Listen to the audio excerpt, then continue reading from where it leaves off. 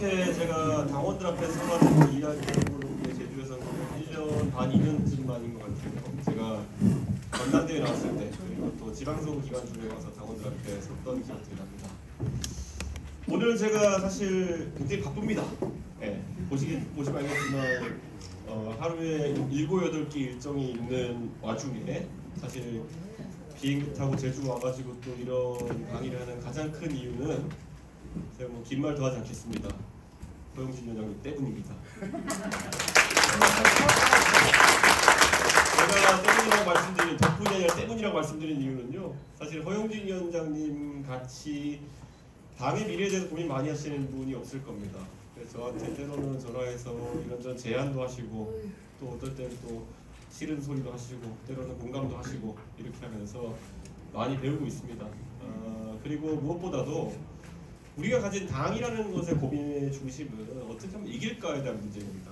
특히 제주도는 우리가 사실 지방선거 때 도의원을 배출하는 것 이외에 저희가 지금까지 승리를 경험해보지 못한 지가 너무 오래됐기 때문에 저는 더더욱 그런 마음이 있을 것이다 생각합니다.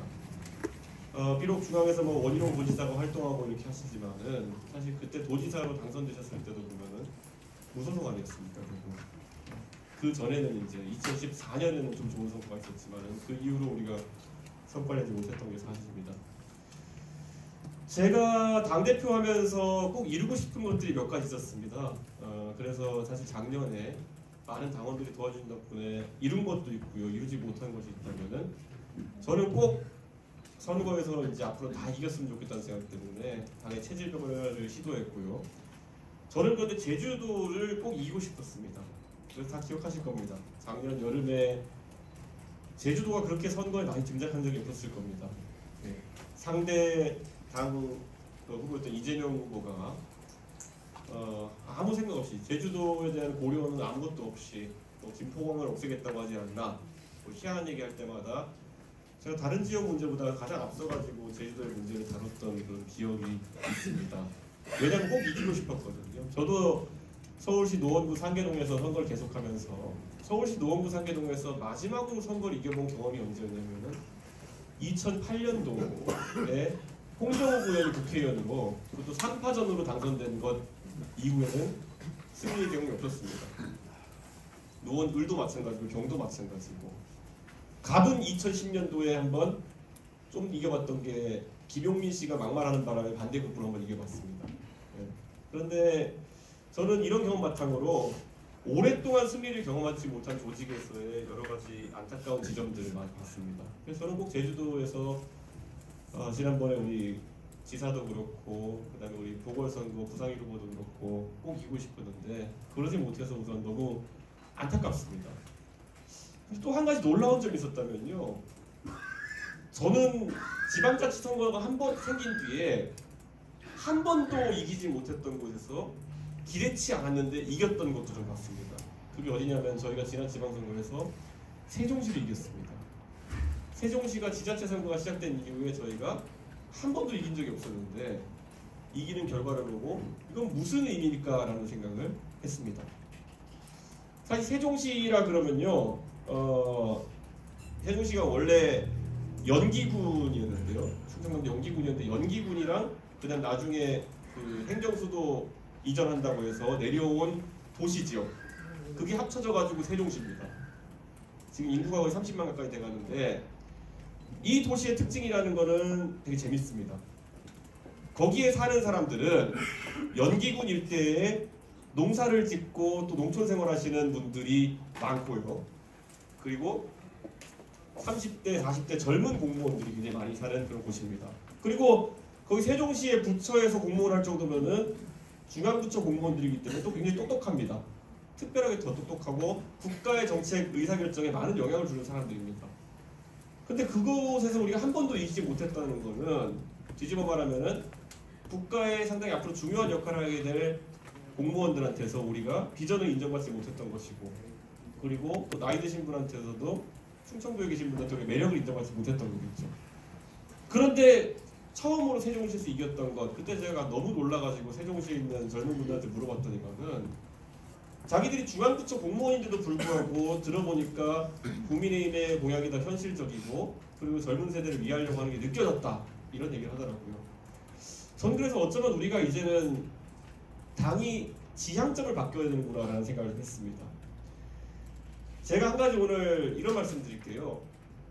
물론 제주도에서 시위하는 모습을 많이 목격하실 일은 없을 거라 생각합니다. 근데 간혹가다 언론에 보도되는 모습을 보면요, 서울의 광화문이나 아니면 서울시청 광장 이런 데서 시위하는 거 많이 보셨을 겁니다. 그런데 저는 이렇게 생각합니다. 우리가 알게 모르게 세대 간의 인식 전환이 이루어지고 있습니다. 저는 85년생이거든요. 저한테 만약에 어떤 사람이 이준석 씨 시위란 어떤 겁니까? 그러면 제가 바로 연상시킬 수 있는 시위가 뭐냐면은 광우병 시위 정도일 겁니다. 저는 그게 제가 23살쯤 됐을 때 있었던 시위거든요. 85년생이니까. 그러니까 저는 시위에 대한 첫 번째 제 눈으로 목격한 시위고 그 현장을 봤던 시위가 광우병 시위였어요. 그러다 보니까 광우병 시위 하면은 뭐 노조랑 무슨 막 이런 사회단체들이랑 연합해가지고 이렇게 행진하고 이런 걸 기억했던 것이죠. 그 시절의 기억을 갖고 있는 게 마지막 세대가 저일 겁니다. 85년생. 근데 지금부터 90년생, 95년생 이후의 세대부터는 만약에 그들한테 가가지고 야! 시위라는 게 어떤 거냐? 라는 걸 물으면은 조금 다른 대답을 받을 수 있습니다. 일반 평균적인 서울에 있는 대학생들한테 시위가 뭐냐 그러면요, 군복을 입은 아저씨가 태극기를 들고 박근혜 탄핵 유효를 외치면서 걸어가는 게 바로 시위의 모습이다 라고 이야기할 거예요. 이게 굉장히 중요한 변화인 겁니다. 결국은 대한민국 사회에서 시위를 한다고 하는 것은 비주류에 해당하는 사람이 자신의 뜻을 관철하기 위해 가지고 주류에게 저항하는 모습이거든요. 제가 그런데 광우병 시위 때까지 봤던 모습이라고 하는 거는 진보 세력이, 그 진보 사회단체가 보수라는 거대 기득권에 저항해가지고 시위로서 내 뜻을 표시하는 것이 바로 시위의 뜻이었다면은, 지금은 이미 수도권에서 보면은 소수가 되어버린 보수가 우리 뜻을 표현하기 위해 가지고 해왔던 것이 시위라고 젊은 사람들이 각인되고 있어요. 저는 이걸 우리가 이해하기 시작해야 된다, 저는 그런 생각을 합니다. 저도 1990년대에 제가 그 정치를 전혀 모를 때 가끔가다 뉴스를 보시는 아버지가 정치에 대해서 얘기하는 걸 들으면서 제가 느낀 건 뭐였냐면은, 저희 아버지는 뭐 TK 출신이기도 하시지만은 어릴 때 뉴스에게 확고하게 이런 얘기 하셨어요. 그래, 선거할 때 그래도 경제는 보수고, 그래도 안보는 보수고, 교육도 그래도 보수지, 이런 얘기를 많이 했습니다. 그게 저희 아버지 세대, 58년생 아버지 세대의 생각이었죠. 왜냐하면 왠지 불안하거든요. 그 당시에 이제 김대중 대통령이 대통령 나온다고 했을 때 일반적인 서울의 평균적인 사람들의 인식은 뭐냐면은, 왠지 김대중 대통령이 대통령이 되면은 어떤 사람, 아주 두려움이 큰 사람은 우리 적화통일이다 이렇게 생각하는 사람도 있었겠죠. 그리고 경제는 다 망가뜨릴 것 같고, 맨날 시위하다 다 망가뜨릴 것 같고, 교육은 전교조가 득세해가지고 전부 다 애들 멍텅구리 되는 거 아니냐, 이런 막연한 두려움이 있었던 것이겠죠. 그럴 때는 우리가 보수가 선거 전략으로 많이 썼던 게 뭐냐면은, 저쪽 찍으면 나라 절단합니다 이런 얘기를 많이 했어요. 그리고 그게 선거운동이 되던 시절이었어요. 왠지 불안했죠. 한 번도 경험해보지 않은 민주당의 대통령이 한 건 어떤 느낌일까. 그렇기 때문에 그때는 그것만 얘기하는 것만으로도 선거가 됐고, 그러니까 김대중 대통령은 그걸 타파하기 위해 가지고, 아니다, 나도 그것보다 안정적인 삶을 보여주기 위해 가지고 김종필 총재님이랑 같이 DJT 연대를 한 거 아닙니까? 내가 나라 절반을 JP한테 떼어주겠다, 당신들 JP는 믿지 않느냐, 그렇게 접근할 수밖에 없었던 거겠죠.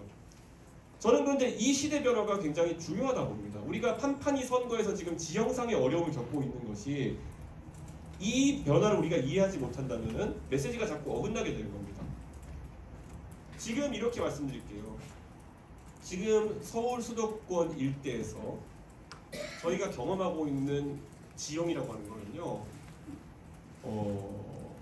결국에는 60대 이상부터는 보수 지지층이 많고 40대, 50대는 완전하게 진보 지지층입니다. 근데 그렇게 될 수밖에 없는 것이, 사람들은 첫 투표의 기억을 굉장히 강렬하게 생각합니다.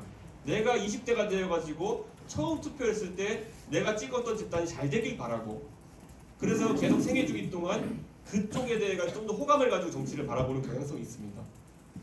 그런데 지금 60대, 70대가 되신 분들은 당신들께서 20대일 때 그때 보수가 경제 발전을 이루고 그리고 보수가 사회 안정을 이뤄냈고 진짜 먹고 살기 어렵던 나라를 좋은 나라 만들었기 때문에 그에 대한 호감이 있는 것이고, 반대로 그 시기에 그들이 목격했던 진보 세력이라고 하는 것은 비주류의 위치에서 매번 뭘 시위를 하고 뭐 이렇게 하는 모습이었다면은, 자 그럼 40대부터 50대까지의 느낌이라고 하는 건 첫 투표의 경험이 노무현 대통령입니다. 처음으로 그때 고관 대작이 아니고 고졸 출신 대통령이 나와가지고 물론 똑똑해서 사법고시 통과하고 판사까지 하셨지만은 우리랑 비슷한 언어로 얘기하는 겁니다. 이회창 총재님이 법관의 언어로 아주 고풍스럽게 말씀하셨다면은 노무현 대통령은 때로는 어려운 문제도 쉽게 풀어서 얘기한다. 그게 뭡니까? 예전 같으면은 자기 처가가 좌익 활동을 했다 그러면은 움츠려가지고 아이고 저희 장인이 좌익 활동했지만은 저는 아닙니다 이렇게 변명을 했을 텐데, 그게 아니라 노무현 대통령은 장인이 좌익 활동했습니다. 근데 오래전에 돌아가셔가지고 나는 장인 모릅니다. 예. 그리고 저는 아내를 사랑해서 결혼했지 제가 장인을 사랑해서 결혼했습니까? 이렇게 풀어나갈 걸 아무도 예상 못하는데 그걸 각인시켰던 사람이 노무현 대통령이니까 계속 머릿속에 남을 수밖에 없죠. 사실 저는 그 20대 때 그들의 경험이 지금까지 40대, 50대까지 투표 경험으로 이어지고 있다. 저는 그런 생각합니다. 왜냐? 노무현 대통령이 그 말했을 때 그 말에 대해 가지고 꼬투리 잡으려고 그러고 계속 거기에 대해서 반대 의견 얘기하고 역행했던 게 바로 보수 세력이었으니까요. 노무현 대통령이 가끔가다 그렇게 직설적으로 얘기하면은 어떻게 저렇게 싸가지 없을 수 있느냐. 대통령이 너무 힘들다 못 해먹겠다 그랬더니만은 저게 무슨 대통령이냐. 이렇게 공격하는 것이 보수기 때문에 그에 대한 반발 심리가 아직까지 오고 있는 것이겠죠. 저는 그러면 우리가 지금까지 제가 당대표 되고 나서 주력했던 게 뭡니까? 지금 20대가 처음 투표하는 경험이 무엇이냐가 굉장히 중요한 겁니다. 저는 제주도의 미래에 있어서도 저는 그게 굉장히 중요하다. 제주도에 지금 각급 학교에서 공부하고 있는 젊은 사람들이 20대 때 처음 내년 총선에서도 그리고 지난 지방선거에서도 어떤 투표를 했느냐가 앞으로 향후 그들의 생애주기 동안에 경향성이 이어질 수밖에 없다. 저는 그런 생각을 합니다. 그럼 지방선거 때는 저희가 지긴 했지만 그래도 단추가 나쁘진 않았습니다. 네. 그런데 지금 총선을 앞두고 우리가 지금 겪고 있는 상황이라고 하는 거는 수도권도 이미 조사 결과 보면 꽤 부정적이지만은 아마 수도권이 어려운 상태라면은 제주도는 진짜 어려운 상태일 겁니다. 특히나 수도권 같은 경우에는 역사의 한이나 아니면 이런 문제가 작동하지 않기 때문에 저는 좀 덜하지만은 저는 지금 우리가 제주도에 있어가지고 우리 당원들이 매번 노력하지만은 제주도가 우려할 만한 역사적 인식이라든지 그런 발언들이 반복될 때마다 아마 여기 당원들 마음은 타들어갈 겁니다. 보면은. 어떻게 설명할 수가 없지 않습니까? 우리도 익히 알고 있는 것처럼 제주도에 지금 제사날이 같은 집이 얼마나 많은데 그 집 하나하나를 설득할 수 있는 노력도 아니고 저는 그 상황에서 야속하기만 할 겁니다. 저는 근데 이렇게 생각합니다. 이게 반복되는 이유는 결국 제주도를 대표할 만한 정치인들이 나오지 않거나 아니면 제주도 출신의 지도자가 나온다 한들 언젠가는 제주도가 인구가 적다고 그 한계성을 느끼고 주류에 편입되기 위해 가지고 제주도 문제를 외면하기 때문에 그런 거 아니냐. 저는 직설적으로 그렇게 얘기하고 싶습니다. 저는 근데 전 세계적으로 역사를 보면요. 결코 원래 뭐라고 해야 될까요? 인구가 적은 지역에서 태어났다고 해가지고 그 사람들이 정치에 불리한 건 아닙니다. 네. 저희 가끔 나폴레옹 얘기하는데 보면은 나폴레옹도 프랑스의 코르시카라는 섬에서 태어나가지고 결국 군인이 되어가지고 뛰어난 실적을 보여가지고 프랑스 제국을 만드는 그런 사람이 됩니다. 결국 자기 정체성을 잃지 않고 가지고 가는 사람들은 어떻게든 성공해서 자기 고향에 도움이 될 만한 일을 많이 하게 되어 있는 겁니다. 근데 저는 제주도가 똘똘 뭉쳐가지고 그런 사람을 키워내는데 또 매진해야 되는 시기가 왔다. 저는 그런 생각 갖고 있습니다. 그래서 허용진 위원장님이 맨날 하시는 말씀 잘 알고 있습니다. 매번 당에서 비례대표나 이런 거 할 때 제주도에서 가장 열심히 한 사람 한 명이라도 비례대표 만들어보자.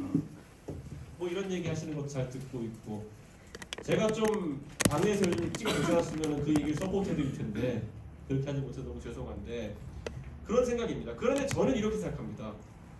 그런 것을 좀 더 구체화하기 위해서는 저는 도당 차원에서도 아니면 제주도 차원에서도 룰을 한번 만들어봤으면 좋겠습니다.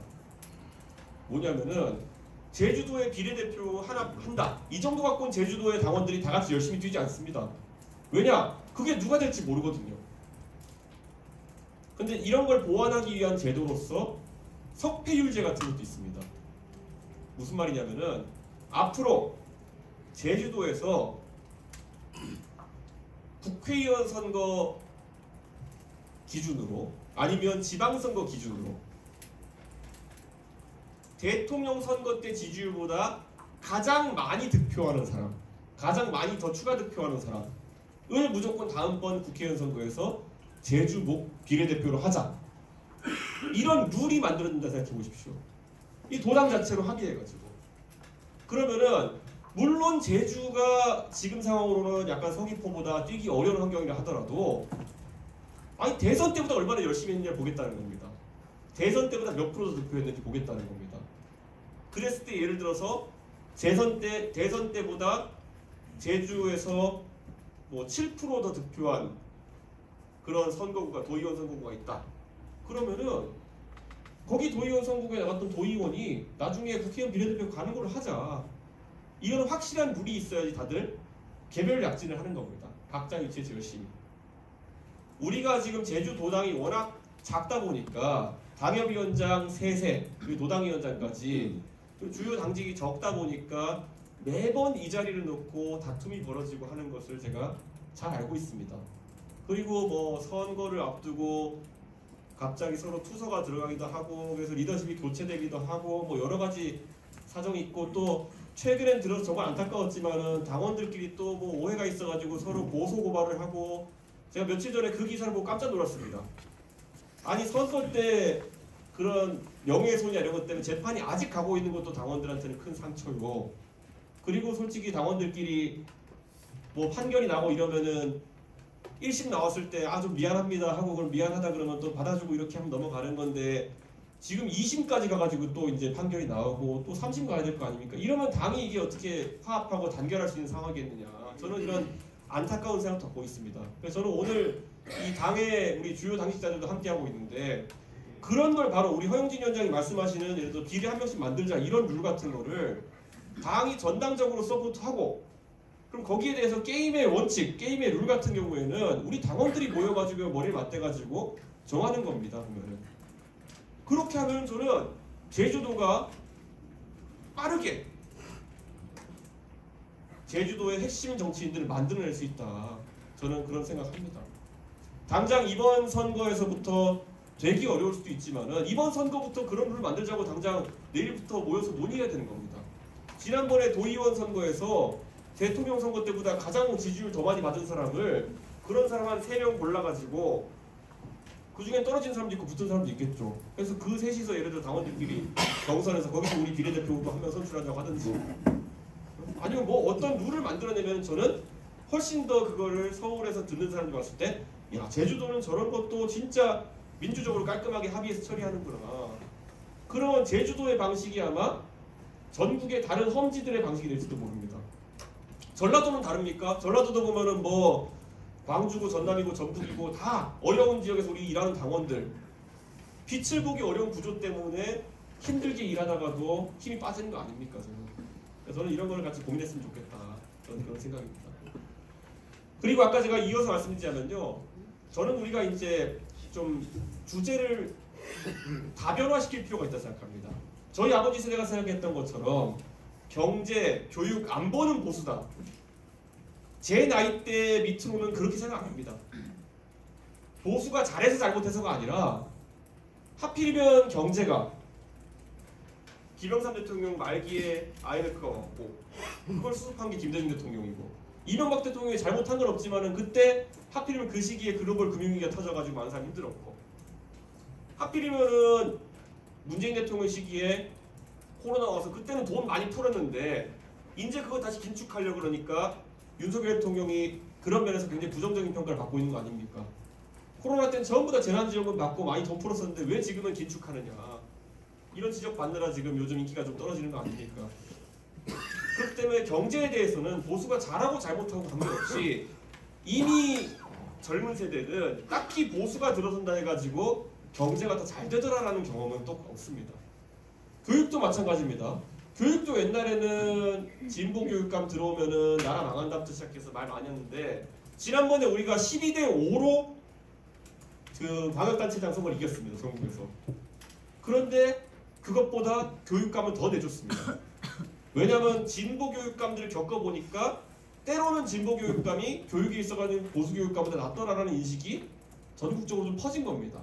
그만큼 교육이 보수의 그런 비교 우위 지역은 아니라는 겁니다. 이제 안보도 보십시오. 보면은 김대중 대통령이 뭐 통일에 대해 가지고 색깔이 다르고 관점이 다른 것까지는 이해하겠지만은 김대중 대통령 되면 나라 망한다까지는 아니라는 걸 많은 사람들이 본 겁니다. 우리는 보수적 관점에서 북한에 대해 좀 더 할 말하고 그리고 북한 인권에 대해서 얘기하고 이런 게 옳다고 얘기하고 그건 우리가 맞는 주장하는 거지만은 반대로 그렇다고 해가지고 우리가 옳은 거를 얘기하는 거는 모르겠지만은 이제 그 민주당 지지하는 사람한테 가가지고 야 민주당이 이번에 대통령 되면은 나라 팔아먹을 거야 이러면 이건 좀 과한 주장이거든요. 그러니까 저는 이걸 벗어난 형태의 아젠다도 이제 얘기해야 되는 것이 아닌가 저는 그런 생각합니다. 좋은 건 뭐냐면요 민주당도 이런 착각에 좀 빠져 있습니다. 노동, 환경, 인권. 우리 보수당은 경제, 교육, 안보라면은 민주당은 노동, 환경, 인권에서 본인들이 더 우월하다고 생각합니다. 그래가지고 그 문제에 대해서는 무조건 우리가 옳고 상대는 틀렸다라는 생각을 가지고 국정을 운영했고 그게 독선적인 겁니다. 그래서 이 노동, 환경, 인권이라는 걸 접근하기 위해 가지고 보통 민주당은 아니면 진보진영 같은 경우에는 감성적인 접근을 좀 많이 하죠. 그래서 그런 게 때로는 효율적이기도 하지만은 문제를 잘 해결하지 못하는 그런 특성도 있습니다. 최근에 우리가 언론에서 많이 보는 것 중에 뭐가 있냐면은 일회용품 사용 규제 같은 거 있습니다. 저는 그런 거 뭐 그 자체로 아이디어는 나쁘지 않다 생각합니다. 그런데 이것을 젊은 세대에게 이제 많이 전파할 때 민주당에서는 이렇게 접근합니다. 그 플라스틱 빨대 같은 거 많이 쓰면은 유튜브 같은 거 영상 같은 거 보면요 그 플라스틱 빨대가 어디 바다로 돌아가지고 바다 거북이 콧구멍에 꽂혀가지고 거북이 죽고 이런 영상들 퍼뜨립니다. 그런데 그게 우리는 인간은 누구나 선한 본성이 있기 때문에 우리가 버린 빨대 때문에 바다에 어디 거북이가 콧구멍에 껴가지고 이렇게 죽는다 그러면 되게 미안하죠. 근데 그런 것 때문에 우리는 플라스틱 빨대 규제합니다. 이런 거를 이제 민주당의 마케팅 방식이거든요. 그런데 요즘의 젊은 세대는 그것보다는 조금 더 생각이 복잡합니다. 제가 이 문제를 가지고 서울에 있는 대학생들과 토론해보면요. 대학생들이 이렇게 얘기합니다. 아니 그런데 내가 지금 여기서 만약 제주도에서 휴지통에다가 플라스틱 빨대를 버렸는데 그게 어떻게 바다 거북이의 콧구멍까지 들어갑니까? 좀 과한 건 아닙니까? 그렇게 얘기하면서 하는 말이 뭐냐면 오히려 그런 플라스틱 사용을 했을 때 바다 거북이 콧구멍에 안 들어가게 하려고 그러면은 쓰레기를 어떻게 처리하는지에 대해서 고민해야 되는 거 아닙니까? 이런 얘기를 하더라고요. 매립을 해가지고 그게 뭐 빗물에 쓸려가고 이렇게 하니까 그게 바닷물까지 가는 거지. 원래 선진국에서는 웬만하면은 소각장을 확대해서 소각으로 처리하지 않습니까? 이렇게 얘기하더라고요. 듣고 보니 맞는 말이에요. 그러니까 그런데 민주당에서는 그런 얘기를 하기보다는 계속 감성으로 가고 이렇게 하니까 저는 젊은 세대에서 요즘 약간 그런 부분에서 이성으로 전환하자는 움직임이 있다고 보는 겁니다. 그러고 나서 또 다른 학생은 이렇게 얘기하죠. 아니 찾아보니까 플라스틱 빨대보다 오히려 종이 빨대 만드는데 자연을 훼손하는 물질이 5배나 더 들어간다는 조사 결과도 있습니다. 이건 어떻게 생각합니까? 이렇게 얘기해요. 그러니까 어느 쪽 주장이 옳다를 제가 얘기하는 게 아니라요. 젊은 세대를 설득하기 위해서는 그 정도의 복잡한 논쟁을 할 자세가 되어 있어야 된다는 겁니다. 그래서 우리가 앞으로 당원들에게도 많이 교육을 해야 되고 당원들도 평소에 이런 이슈들을 많이 공부해야겠지만은 젊은 세대, 그러니까 그 20대, 30대가 보수에 대해 좋은 관점을 가지고 평생 보수를 위해서 투표하게 하기 위해서는 조금 더 이슈를 복잡하게 얘기할 필요가 있다는 겁니다. 지금 우리는 너무 이슈를 단순하게 소비하고 있어요. 지금 젊은 사람들은요, 이재명이 나쁜 사람이냐 아니면 윤석열 대통령이 나쁜 사람이냐로 싸우는 거에 대해 가지고 흥미를 조금씩 잃어가고 있습니다.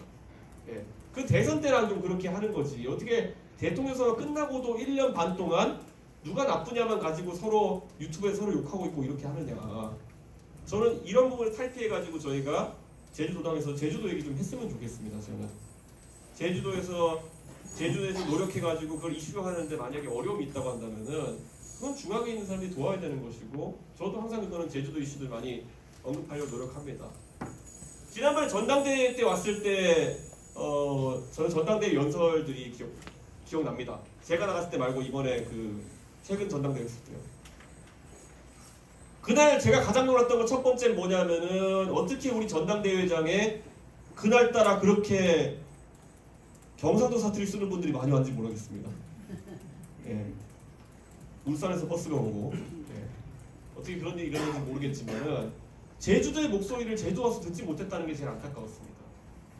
저는 제주도민들이 조금 더 그런 어떤 당의 행사에 적극적으로 참여할 수 있으면 좋겠다라는 아쉬움이 있고요. 반대로 앞으로는 룰을 만들어야 될 것 같습니다. 다른 데서 비행기 타고 넘어와서 제주도 전당대회장에 못 들어오도록. 다 자리 잡아놓고 그게 뭐 하는 거였습니까? 그런데 그날 저는 그래도 아주 시끄러운 소리 속에 묻혀가지고 못 들은 분도 있겠지만은 허은하 의원이 했던 연설이 좀 기억납니다. 허은하 의원은 아시는 것처럼 원래 대한항공 스튜어디스 출신입니다. 그래서 허은하 의원이 그날 연설하는 내용을 듣고 좀 깜짝 놀랐던 것이, 본인이 스튜어디스로 처음 이제 비행기 탔을 때 제주공항도 왔을 거 아닙니까? 예. 비행기가 귀하던 시절에 제주공항 와가지고 내렸을 때 제주도 출신 동료 승무원이 했다는 말. 이게 사실 제주공항 활주로라는 게 그 정뜨르 비행장이라고 하는 곳이 그 밑에 활주로 파보면 전부 다 유골이다. 예. 전부 다 밑에 유골이고, 그거 제주도 사람들은 가끔가다 비행기 타면서도 그거 생각하는 사람들이 있다더라. 예. 저도 그런 얘기를 처음 들었지만 저는 아직까지도 알고 있어요. 아직까지도 허은하 의원이 그 얘기했던 거를 기억하는 제주도 분들이 있더라고요. 저한테 얘기하기도 하고 허은하 의원한테 얘기하기도 하고요. 근데 그런 문제들 같은 것들을 전당대회장에서 언급할 수 있는 당이 우리라 그러면은, 저는 그런 거야말로 우리가 제주도에서 도민들의 마음을 더 폭넓게 얻을 수 있는 기회가 아닐까. 저는 그렇게 생각합니다. 이게 제주도의 문제가 제주도 사람들만 알고 있는 문제여서도 안 되고요. 그렇게 알기 쉽게, 듣기 쉽게 더 많은 사람이 펼쳐질 때 저는 제주도의 정치권에 많은 사람들이 주목한다. 저는 그런 생각합니다. 그때 혹시 연설 못 보신 분이면요, 찾아보셔도 좋습니다. 허은하의 제주 연설이라고 찾아보셔도 나올 겁니다. 그런데 저는 항상 그래서 제주도에 있는 우리 당원 동지들과 소통을 많이 하는 편인데, 그래서 너무 최근에 안타깝습니다. 제주도에서 당에서 이제 판세 분석 여론조사 했다는 얘기도 들어보고, 그래서 뭐 이걸 전해 듣기도 하고 이러는데, 내년 총선을 앞두고 단기적으로 굉장히 어려운 시간이 우리 제주도 당원들 앞에 기다리고 있습니다. 지난 지방선거 때보다는 뭐 다들 느끼시겠지만은 아주 더 어려울 겁니다. 그렇기 때문에 어쩌면 여기에 계신 당원 중에 일부는 미리 어쩌면 낙담하고 계실 수도 있을지도 모릅니다. 저는 이런 생각이 듭니다. 그 경쟁이 사라진 곳의 미래라는 것은 무엇일까라는 생각을 합니다. 제가 지난 대선과 지방선거 기간 동안에 광주에 가서 떠들었던 게 뭐냐면은, 아니 이 경쟁이 사라진 광주라는 동네의 의미가 뭐냐, 이게 쇼핑몰 하나 없어가지고 대전까지 쇼핑몰 가야 된다고 하는 사람들이 있는 도시가 과연 광역시냐, 운전면허 시험장이 하나 없어가지고 운전면허를 따려고 다른 동네까지 가야 되는 도시가 광주라면 이게 광역시냐. 제가 이렇게 지적했는데 그때 젊은 사람들이 저한테 엄청나게 고맙다고 연락이 많이 왔습니다. 중앙 정치권에 있는 사람 입에서 광주의 문제 중에 가장 신랄한 얘기가 나오는 걸 보면서 놀랐다고. 왜냐? 지금까지 그 젊은 세대가 보아왔던 광주의 정치라는 건요, 민주당은 누가 국민의힘 욕 잘하나, 경쟁하고요. 국민의힘은 아니면 보수정당 가가지고 기껏 한다는 게 5.18 묘지 참배하고 서울 올라간답니다. 광주의 젊은 세대가 제가 85년생이라서 80년 5.18 이후에 태어난 사람인데 지금 광주의 젊은 세대는 2000년생 이런 사람들은 5.18이 자기 태어나기 20년 전의 일입니다. 우리가 이 세대가 화살같이 빨리 지나가는 것을 이해하지 못하면은 전 세대의 표를 받는 것은 불가능할 것이다. 저는 이런 생각합니다. 여기 계신 분들 혹시 들으시면 놀라시겠지만요. 지금 올해 아니면 이미 작년에 대학을 입학한 학생들은요. 2002년 월드컵 이후에 태어난 사람들입니다.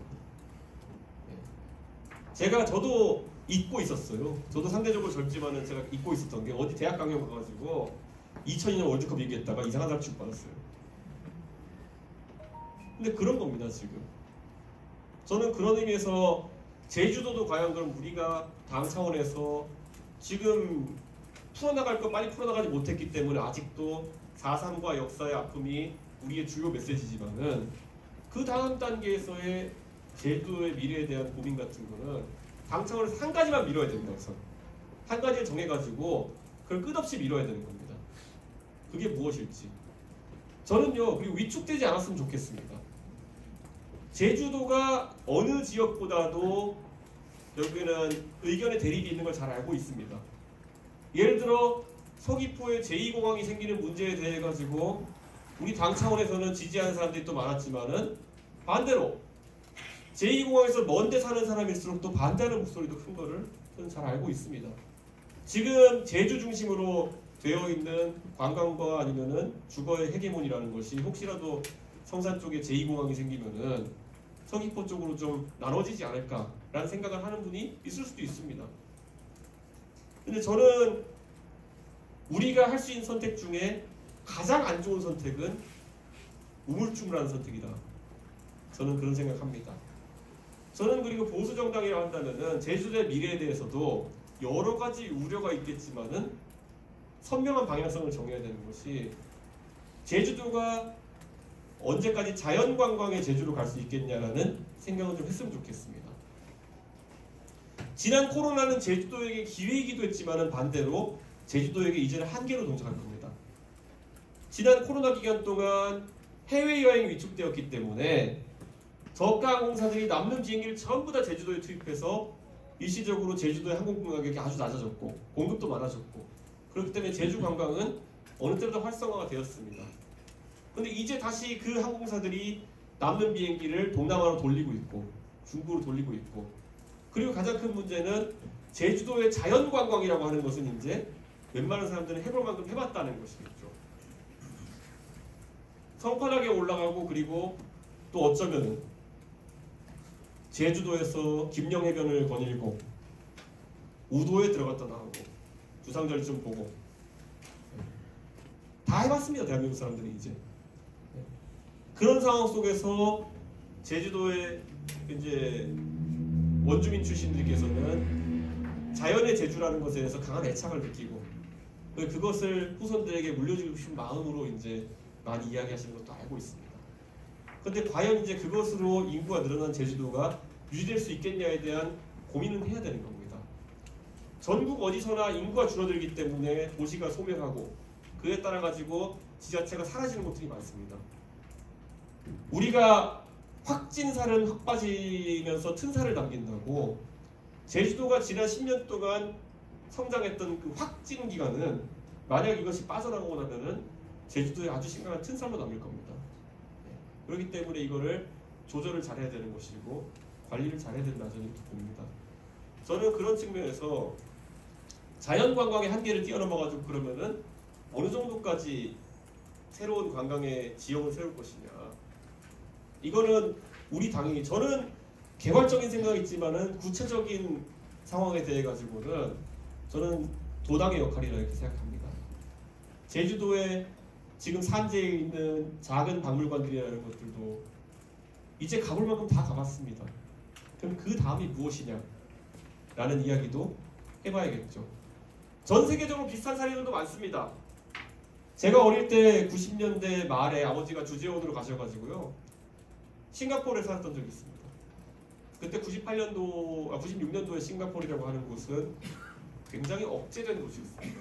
억제된 도시라고 하면 벌금이 세고, 예, 그리고 자연을 최대한 지키며 친환경적인 도시로 컸겠죠. 근데 지금 가가지고 여러분이 아마 보실 싱가포르라는 나라는 굉장히 다를 겁니다. 예전에는 싱가포르에 가면은 주요 관광지가 어디였냐면요, 센토사 섬, 아니면 주롱 버드파크, 주롱 세공원 이런 거였다면 지금은 완전 다릅니다. 우리나라의 쌍용건설이 지은 그런 빌딩들, 마리나베이 샌즈 같은데 그 수영장에 올라가가지고 바다로 빠질 듯한 수영장에서 사진 한번 찍어보기 위해 가지고 한국의 수많은 젊은 사람들이 싱가포르 비행기 타고 가가지고 엄청난 돈을 쓰고 옵니다. 저는 그게 왜 제주가 되면 안 될까라는 생각을 하고 있습니다. 물론 우리가 알지만은 제주의 신제주 일대에 고층 건물을 올리는 문제 때문에 굉장히 논쟁이 많았고, 그것이 과연 제주도에 적합한 것이냐 이런 문제가 있었지만은, 저는 그게 신제주에서 논란됐던 이유 뭐냐면은 그것이 부동산 개발 측면에서는 타당할지 모르겠으나 마리나베이 샌즈 같은 랜드마크는 아니었다는 데 있지 않을까, 저는 그런 생각이 듭니다. 만약에 마리나베이 샌즈처럼 그게 만약에 수백만 명의 관광객을 불러다 주는 그런 랜드마크와 같은 모습이었다고 한다면은 제주도민들이 많은 반대를 할 수가 있었을까요? 저는 그런 생각을 합니다. 저는 예를 들어 지금 저희가 강정에 크루즈항이라고 만들어 놓고 만약에 크루즈가 많이 입항하지 않는다면 어떤 대책을 세워야 할까? 저는 제주도에 먹고 사는 문제를 우리 당이 고민해야 된다, 저는 그런 생각을 합니다.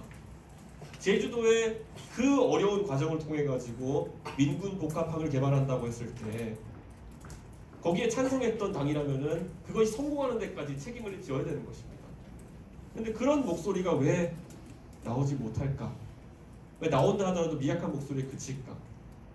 저는 이렇게 생각합니다. 선거의 전장이 어디에 되냐에 따라 가지고 많이 달라진다 이렇게 봅니다.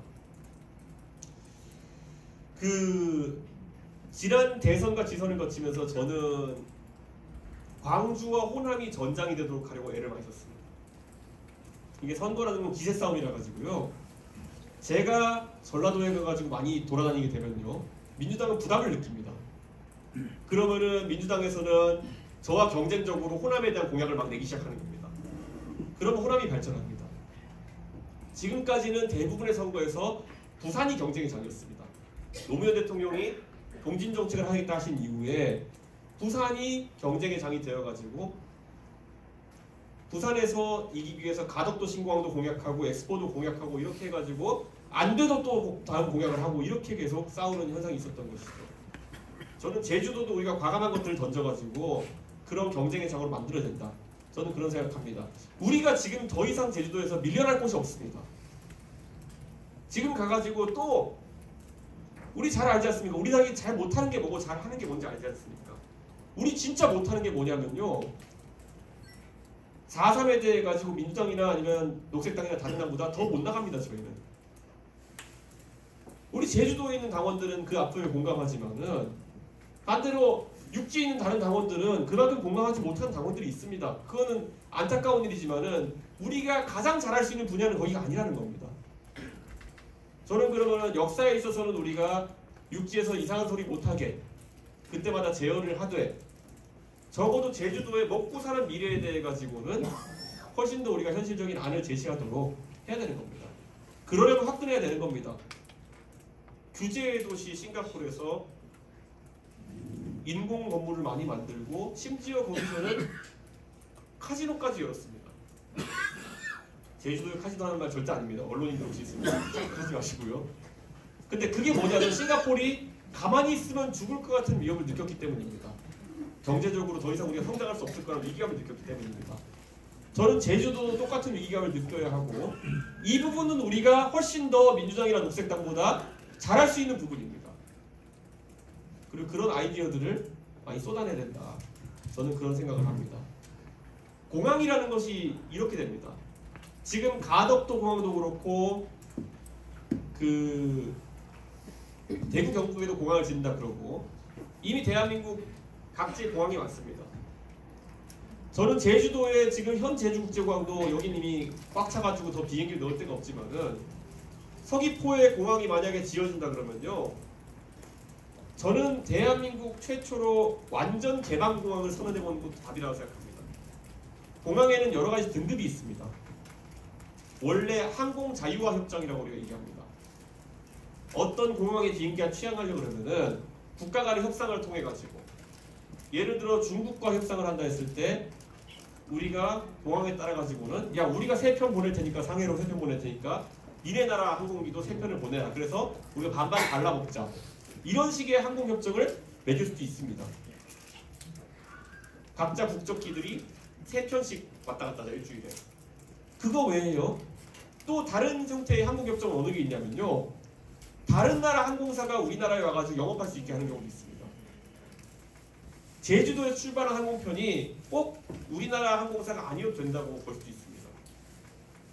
만약에 어디 말레이시아 항공사 와가지고 에어아시아 이렇게 와가지고 니네가 원하면은 제주도에서 미국 가는 비행기 띄워도 된다.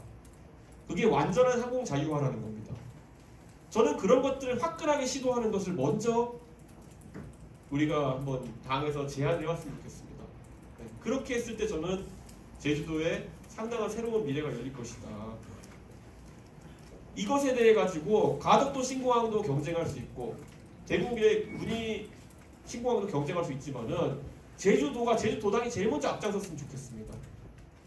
서귀포 공항을 우리가 단순히 짓자고 하는 것이 아니다. 서귀포의 성산 일대에 완전한 전무후무한 자유공항을 한번 만들어보자. 그래가지고 온 나라의 항공사들이 여기서부터 미국 가는 노선도 굴릴 수 있고 원하는 만큼 수요에 따라 굴릴 수 있게 해보고, 우리는 그 옆에다 그러면은 관광과 컨벤션이 결합된 새로운 서귀포를 한번, 신제주만 있을 게 뭡니까? 신서귀포를 만들어보자. 중문 말고 지금 서귀포 시내 말고 동쪽에도 한번 서귀포의 새로운 축을 만들어보자. 신서귀포로 이름 짓고 현수막 다 걸어버리는 겁니다. 가가지고 국민의힘이 신서귀포를 만들겠습니다. 그리고 그 위치는 성산입니다. 제가 오늘 이렇게 말씀드린 이유는요, 당원 여러분, 제가 이 지금 말씀드리는 것들요, 사실 전부 다 지방선거 할 때부터 고민했던 것들입니다. 근데 지난 한 1년 넘는 시간 동안 말씀드릴 기회가 없었는데요, 꼭 한번 도전해봤으면 좋겠습니다. 우리 젊은 당원들, 특히 청년위원회 중심으로, 우리 양 위원장님도 아이디가 많으시지만은 청년 당원들 중심으로 우리 미래니까 진짜 경제 살리고 무슨 뭐 어디 소상공인 지원하고 이런 것들은 전국 단위의 정책이지만은 제주도가 확 될 수 있는 과감한 아이디어를 내야 된다. 저는 그렇게 생각합니다. 그래서 그런 아이디어 내는데 저도 만약 생각을 보탤 수 있다면은 저도 앞으로 보태고 싶습니다. 그리고 저는 용기를 가지셔야 된다고 봅니다. 지금 객관적인 지표로 드러난 제주도에서의 내년 총선 판세는 굉장히 어둡습니다. 이거는 우리가 인정하고 가야 됩니다. 어두울 때 우리가 오히려 용감해져야 되는 겁니다. 아까 말씀드렸지 않습니까? 김대중 대통령이 이렇게 가다가 나 빨갱이로 몰리고 선거 해봤자 어차피 호남만 고립돼가 지겠다 했을 때 용기를 가지셨던 게 뭐냐면은 군사정권의 후예라고 할 수 있는 김종필 총재와 연합하겠다는 용기. 죽을 것 같으니까 나오는 용기입니다. 질 것 같으니까 나오는 용기입니다. 근데 그게 승리로 이끌었던 겁니다. 노무현 대통령이 갑자기 수도 이전을 하자고 했던 그 용기. 가만히 가면은 충청도랑 또 영남이랑 연합해가지고 나 지는 거 아니야? 그러면 충청도를 화끈하게 끌어들여 보자. 그럼 충청도한테 큰 걸 주자. 그게 뭐냐? 바로 행정수도를 이전하겠다는 거 아니었습니까? 저는 지금 우리 도당 당원들께서 하루빨리 그런 전략적인 움직임 보여주십시오. 저는 그러면 제주도 분위기 확 바뀐다 봅니다. 우리 당원들이 가가지고 우리 청년 당원들 이렇게 말씀드릴게요. 현수막 같은 거 다는 것도요. 제가 그때 우리 그 지방선거 때도 그렇고 그때 보궐이랑 그 부상위원장 할 때도 제가 제주도 와서 현장에서도 지휘 많이 했어요. 뭐냐면 그냥 그때 김포공항 이전 백지화해라 이거 우리 현수막 진짜 한 200장 달아버리자. 한 동네마다. 진짜 그래야 되는 거 아니냐. 그거요 현수막 다 달아보시면 알지만요. 누구 시켜서 달면 하나에 10만 원이고요. 공장에 현수막 공장 주문하면 하나에 7,000원이에요. 줄까지 달아가지고 7,000원이고 우리 청년 당원들이 조금만 열심히 해가지고 가가지고 우리 오늘 1톤 트럭 끌고 가가지고 동네에 그냥 100장 바르고 오자 그러면 그 돈은 안 듭니다 그거. 네. 그리고 그 청년 당원들이 열심히 봉사하면은 또 우리 여성 당원들이나 아니면 다른 당원들 당직자들은 그 청년 당원들 밥 한 끼 사주고 술 한잔 먹이고 하면 그게 우리 당 아닙니까 보면은. 할 일이 생기면 당이 단결합니다. 그리고 그 할 일이 생겼을 때 화끈하게 하면요 반응이 옵니다. 반응이 오면 또 지지율이 움직이고 지지율 움직이면은 그 다음부터 선거 분위기 생기고 이길 것 같으면 중앙당이 더 센 거 요구할 수 있는 겁니다. 그게 우리 제주도당의 앞으로 길이어야 된다. 저는 그런 생각합니다. 오늘 제가 와가지고 주제없는 말이 있으면요 제가 꼭 하고 싶었던 것들이고요. 일부 했으나 우리가 성취에 도달하지 못했던 것들입니다. 그런데 여러분 당원들께서 할 수 있습니다. 우리 허용진 위원장님 중심으로 단결해가지고 나갔으면 좋겠고요. 제가 다시 한번 말씀드리지만은 제주도당에 정말 지난 몇 년간 분란도 있었던 걸 알고 있고 당원들끼리 오해도 있었던 걸 알고 있고 다 알고 있습니다. 그리고 저는 오늘 이 자리에서 공개적으로 말하자면요. 지난번에 지방선거 앞두고 사실 제가 당원들 좀 미안하기도 합니다. 제가 한기호 사무총장께 제가 보고받은 그 당시에 당무감사 내용과 이번에 또 그 당시 장성철 위원장 그 재판 결과 나온 걸 보면은 그때 중앙당에서 일처리가 매끄럽지 못했던 것 같습니다. 그래가지고 우리 당원들 사이에 또 중앙당의 그런 성급한 움직임 때문에 반목이 더 심해진 게 아닌가 해가지고 제가 정말 저 나름은 제주도를 위해서 많은 걸 했다 자부하지만은 또 그런 부주의도 있었다 이렇게 제가 시인하겠습니다. 예. 이준석이 어디 가가지고 잘못했다 소리 하는 거 봤습니까? 제가 이렇게 말하는 건요. 저도 100% 옳지도 않고요. 그때 잘못했습니다. 예. 제가 좀 더 세심하게 살폈어야 되는데 잘못했던 거 있고요. 그래서 이게 좀 저도 제 할 몫을 하는 겁니다. 이 자리에서. 그렇기 때문에 당원 여러분 절대 의지를 잃지 마시고 제가 말씀드린 것들 제가 아이디어 100% 옳은 건 아니니까요.